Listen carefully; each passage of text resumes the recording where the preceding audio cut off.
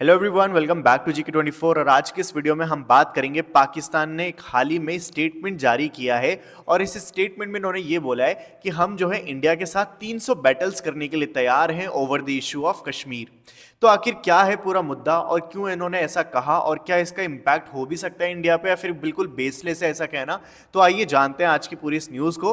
तो देखो यहाँ पे अगर आप देखोगे इस वाले आर्टिकल के ऊपर आपको बहुत सारी न्यूज़, बहुत सारे आर्टिकल्स पब्लिश होते हुए दिख जाएंगे।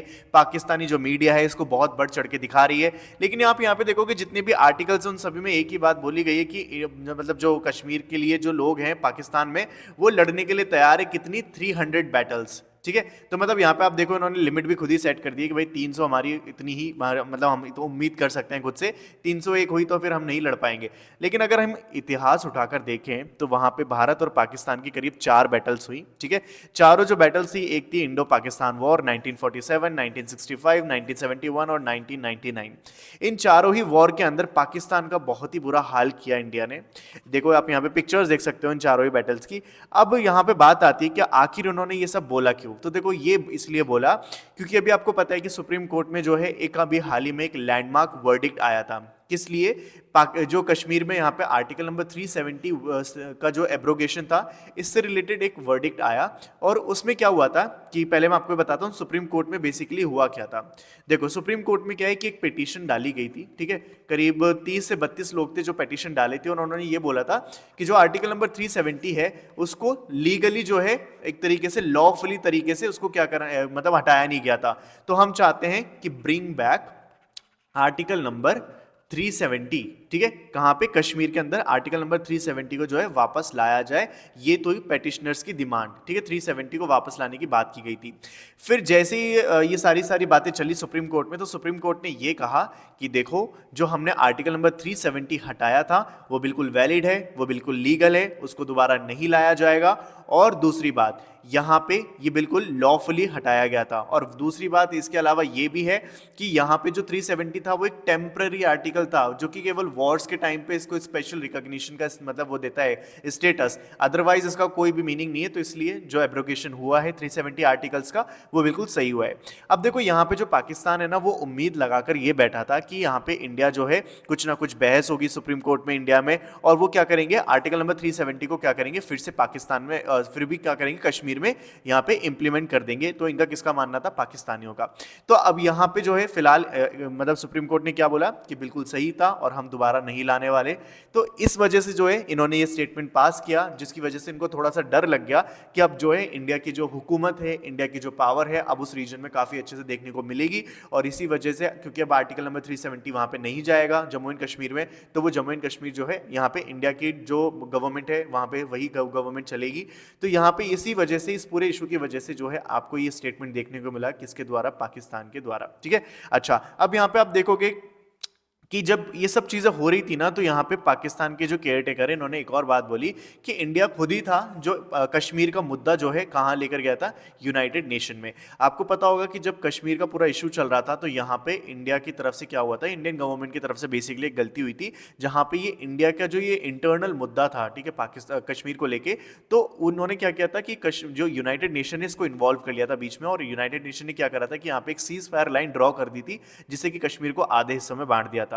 तो आज जो है इलीगली क्या करते हैं जो पाकिस्तानी है वो बेसिकली इस वाले रीजन पे कब्जा करके बैठे हैं, जिसको इसको ये पीओके कहते हैं। बट एनीवे, तो यहाँ पे यही बात ये बोलते हैं कि ऐसा जो है इंडिया ने खुद ने किया था कि ये यूनाइटेड नेशन को जो है कश्मीर के इशू पे इन्वॉल्व कर लेता है।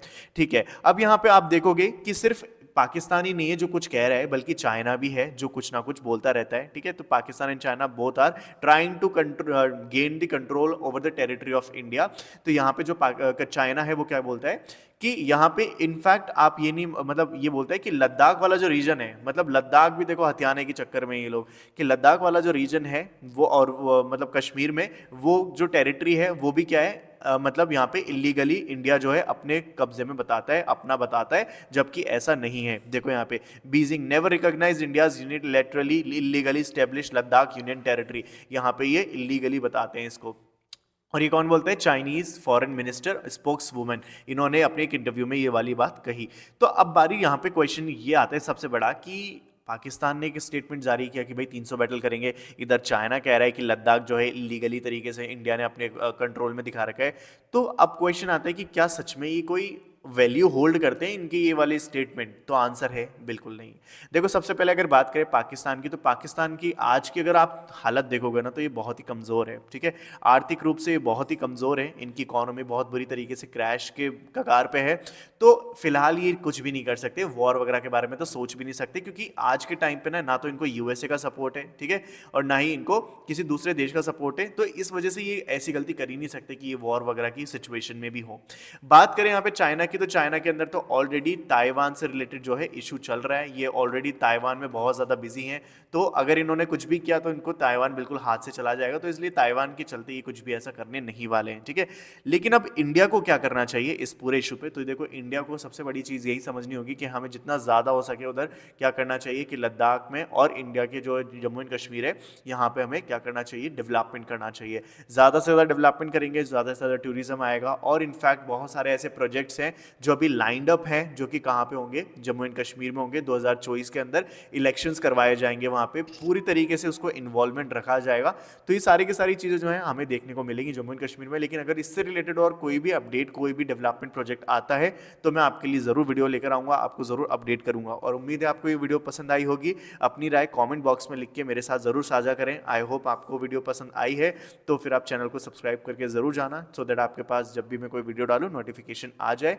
यहाँ पे अगर आप किसी भी एग्जाम की तैयारी करते हैं, तो मेक श्योर आप GK24 एप्लीकेशन को ज़रूर डाउनलोड कर लें, क्योंकि मैं यहाँ पे बहुत सारे MCQ, यहाँ पे इसके अलावा आपको प्रीवियस ईयर क्वेश्चंस और स्टडी मटेरियल, एंड यहाँ पे जो है आपको डेली बेसिस पे करंट अफेयर मिलेगा अपडेटेड, जो भी सारी की सारी चीज़ें फ्री ऑफ कॉस्ट है। लिंक जो है डिस्क्रिप्शन बॉक्स में मैंने डाल दिया है, वहाँ जाके डाउनलोड कर लेना, ज़्यादा से यूज़ करना। And thank you so much for watching this video till here. I will meet you in the next one. Till then stay happy and keep learning.